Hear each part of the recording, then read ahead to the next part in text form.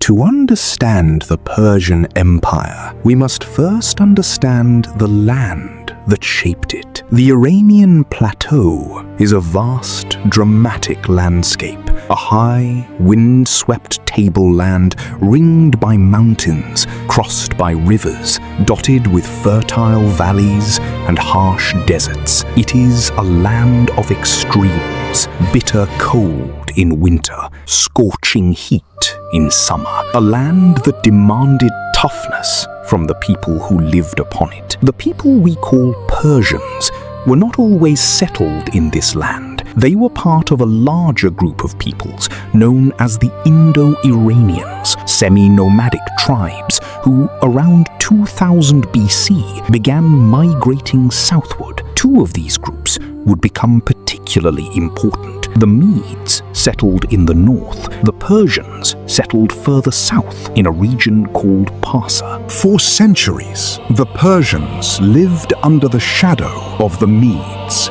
but to the west lay Mesopotamia, cradle of the world's oldest civilizations.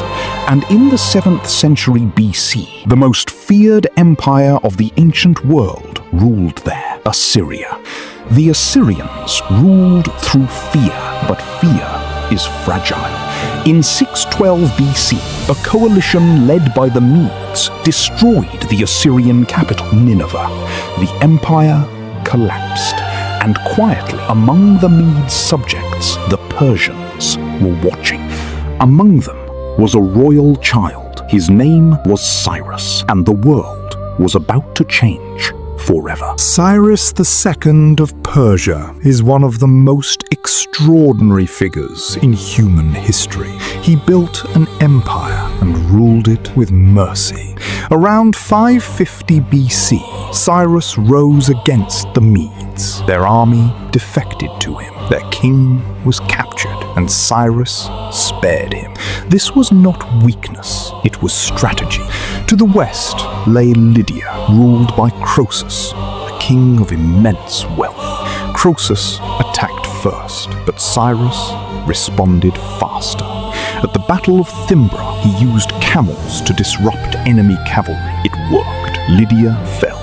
Croesus was spared again. Then came Babylon, the greatest city in the world. Cyrus did not destroy it. He entered peacefully. He restored temples, freed captive peoples, and declared freedom of worship. Among those freed were the Jews. Cyrus became the only foreign ruler praised in the Bible. He ruled not through fear, but through respect. Cyrus died in 530 BC. He left behind the largest empire the world had ever seen, and something rarer still, a reputation for justice. Cyrus was succeeded by his son, Cambyses. He was a brilliant commander, but less merciful. His goal was Egypt, one of the oldest civilizations on Earth. In 525 BC, the Persians invaded. At Pelusium, Egypt fell. Soon after, so did Memphis. Cambyses ruled Egypt as pharaoh, but his reign grew unstable. Campaigns failed. Stories spread of madness. In 522 BC, he died, and the empire plunged into crisis. Out of that chaos emerged a new king, Darius. Darius inherited chaos. He restored order. He divided the empire into provinces, created taxation systems, built roads, introduced a common currency. The royal road stretched over 1,500 miles. Messages could travel it in days.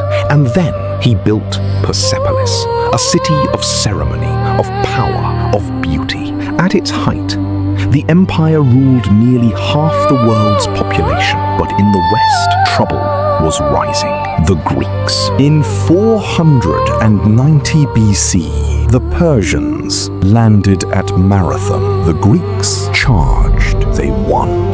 Years later, Xerxes returned with a massive army. At Thermopylae, a small Greek force held the pass, then fell. At Salamis, the Persian fleet was destroyed.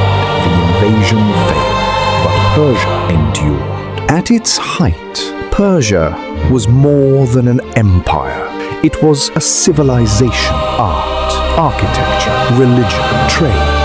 Workers were paid, cultures were respected, ideas spread.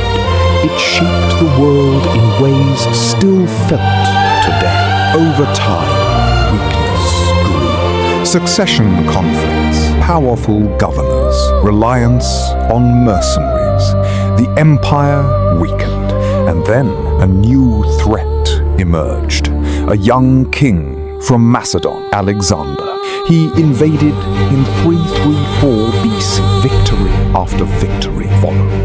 At Gaugamela, Persia fell. Persepolis burned. The empire was over. But Persia did not vanish. Its ideas lived on in government, in religion, in culture. Its influence shaped the world and still does. The empire is gone, but its echoes remain in the world we live in today. Sleep well and dream of ancient Romans, of distant empires, of a king who chose mercy. If this story carried you through the night, consider subscribing for more history like this and share so that others can enjoy it too. Good night.